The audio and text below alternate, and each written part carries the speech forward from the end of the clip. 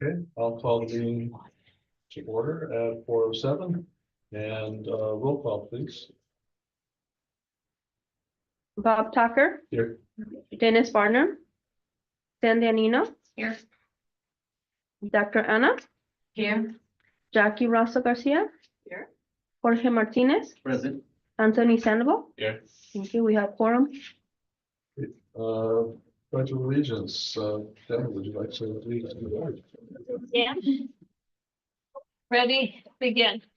I pledge allegiance to the flag of the United States of America and to the republic for which it stands, one nation, under God, indivisible, with liberty and justice for all. Comments. We have public comments currently now. In the meeting, agenda. Members of the public may only provide comments on items on the regular meeting agenda in accordance with the California Governor's Executive Order N 2920. Regarding the Brown Act and guidance of the California Department of Public Health and on gatherings, please note the following. Members of the public may attend the Workforce Development Board Youth Council Committee meeting in person. You may access the meeting from your computer, tablet, or smartphone via YouTube live stream. Provide public comments. There's information there. Any public comments? None. Okay, not online. Okay. All right. Go to consent calendar items. Excused absences. Are there any? Okay. Regular meeting minutes of June 13th, 2024. All right. Is there a motion to approve the minutes of June? I'll approve them. Second, any discussion about the Thank you, minutes? Russell. Dennis Barnum. Thank you. Not hearing any. All those in favor of approving the minutes, please say aye. Aye. Any opposed or abstentions? Not hearing any of the minutes are. Okay, business calendar, item 3, resignation from the Youth Council Committee.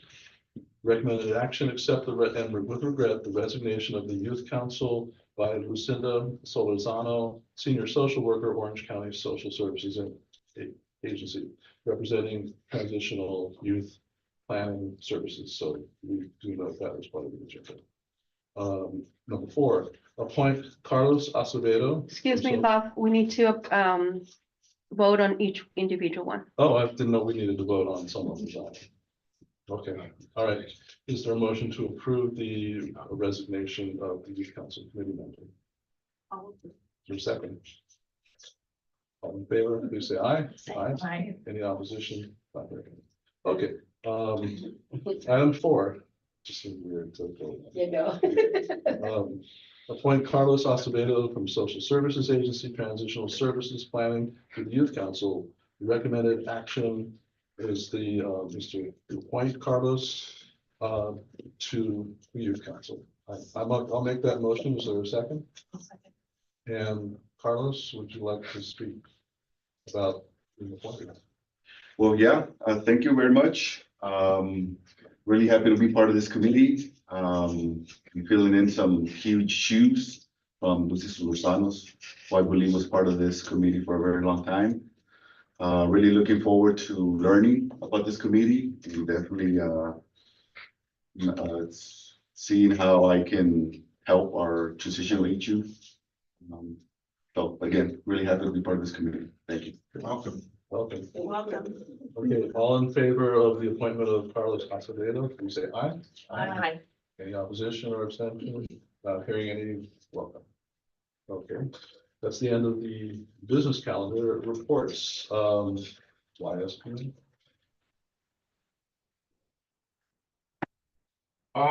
Just a quick report regarding current enrollments for the YSPN. We currently have enrolled 7 out of school youth.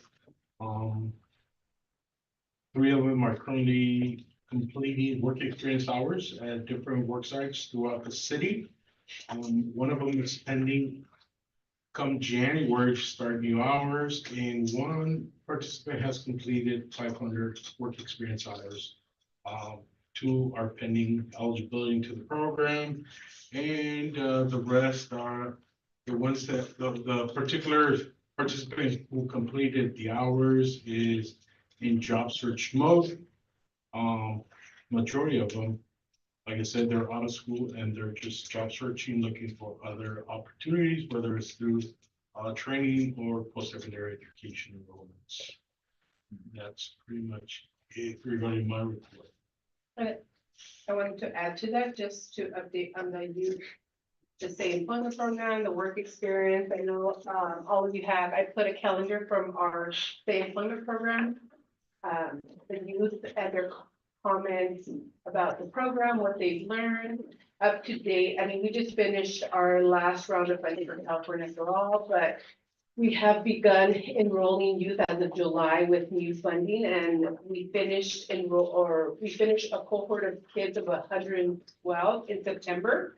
We enrolled an additional 102 youth that are currently wrapping up their cohort this December. Actually, at the end of this week, by the 14th, they'll be wrapping up their cohort.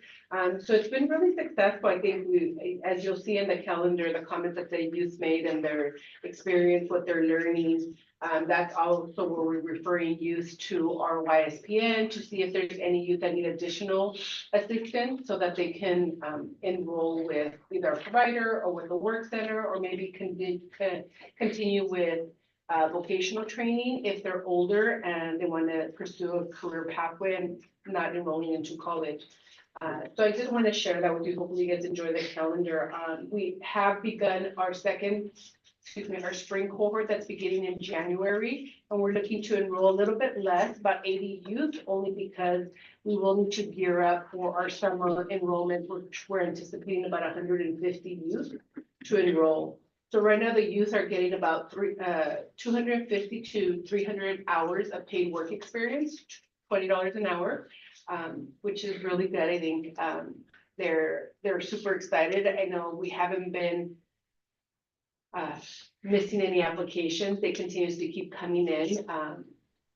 Although our in-school youth, we try to see if they are able to work at least 15 hours to get the full benefit of the program.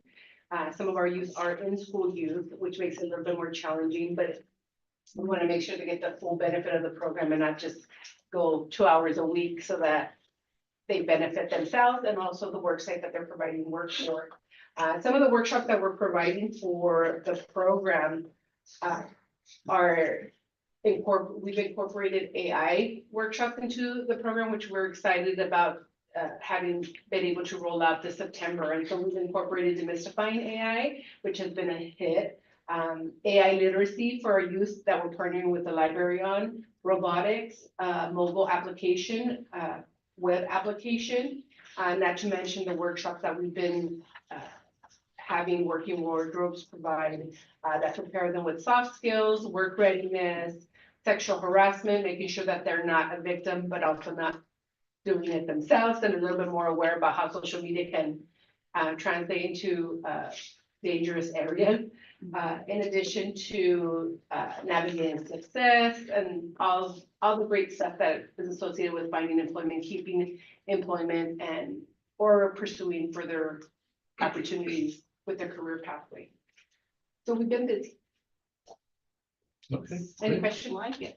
Okay, in the future, I was glad to hear the $20 an hour thing, because like, how do we compete, right?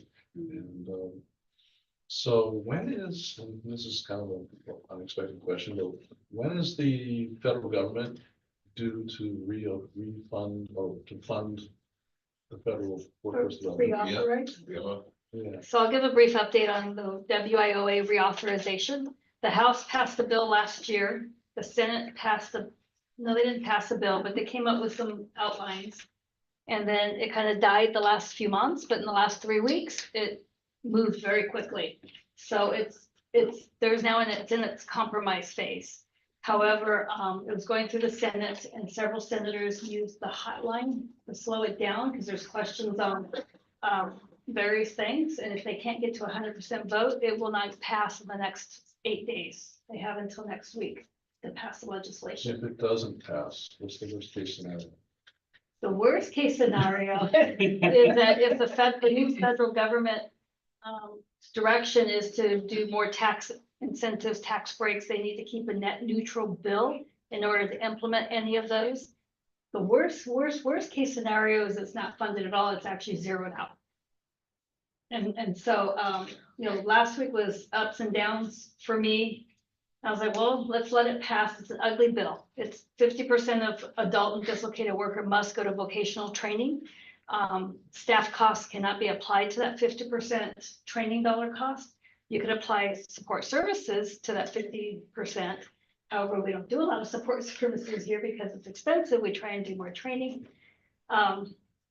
And the state can take an additional 10% for governor's discretionary, although the state did say Friday that they plan to take only 2% of the extra 10% to try and keep it at the local areas. So it's a horrific bill as it is. Yeah. But then I think it may die because several senators have kind of raised their hands saying they have some questions, and they're not getting, I think, what they also want in other areas because they can stop things. And there's some defense bills that they really want to try and pass before the transition of presidents take place. So, There's a lot of lobby effort around it too. I know today I saw some things where there's some significant lobby effort to move the bill through. And Right. yeah, Kind of like there's- take the poison pill now, Yeah. because they also wanted the draft was going to go into effect July 1st of 25. I've never seen DOL issue regulations in 6 months. But So if the new- 50% was gonna go, but So if they're the now new- saying maybe 26 is Yeah. when that would go into place. So it depends a lot on the new Secretary of Labor.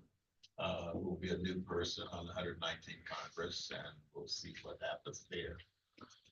so that money goes away, and what percent does the state provide to support placements?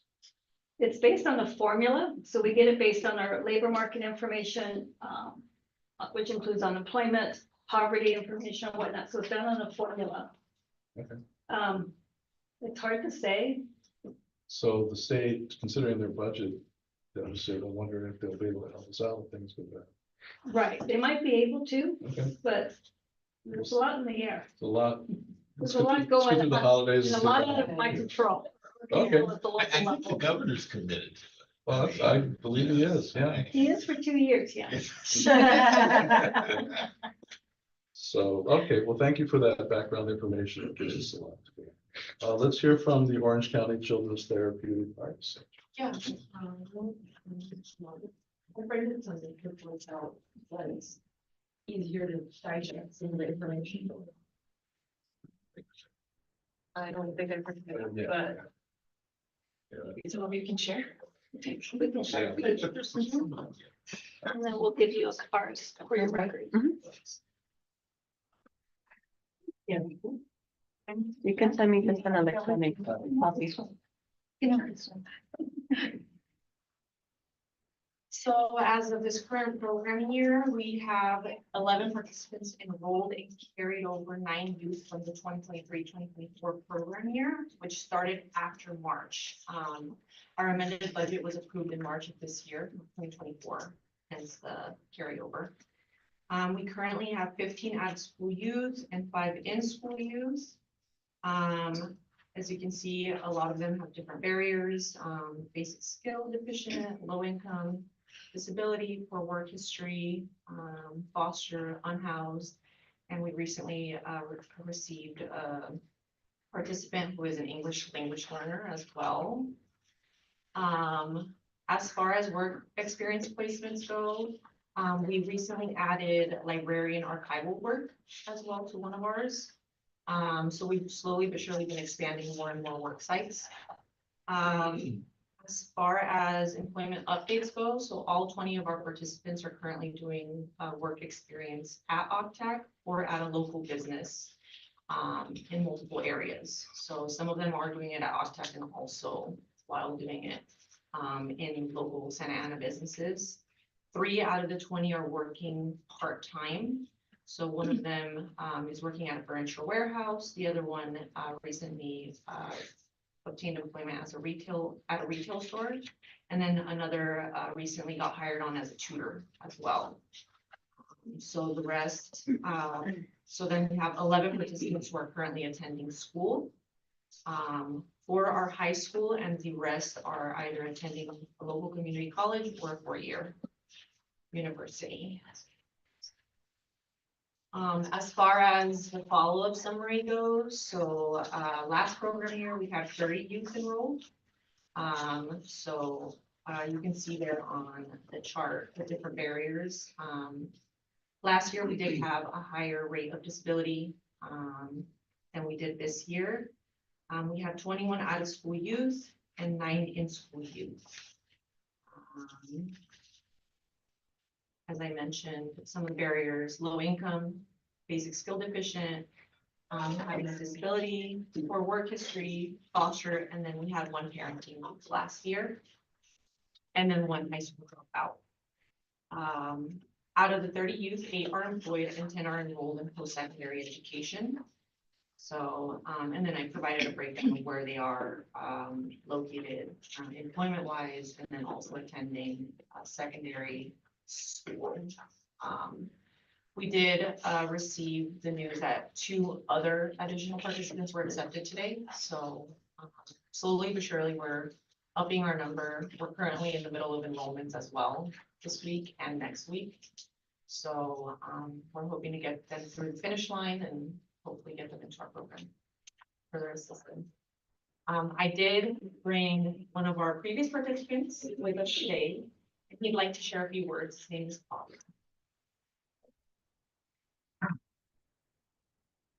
Hello, my name is Bobby. I was part of the YIP program last year. I had the opportunity to work with Lucas and Randy by helping them out with audio setup for events and video photography. These experiences helped me motivate me to go back to college and study music. I'm currently a student at Santa Ana College, and during my time with the YIP program, I had the opportunity to complete work experience at the Frida Cinema and Bowers Museum as well. Thanks to the program, I was able to expand my social skills and learn more about responsibility. I am still working closely with the YIP team in efforts to find employment. Overall, I am very thankful for the opportunities I've experienced and the people I've met along the way. Thank you. Great.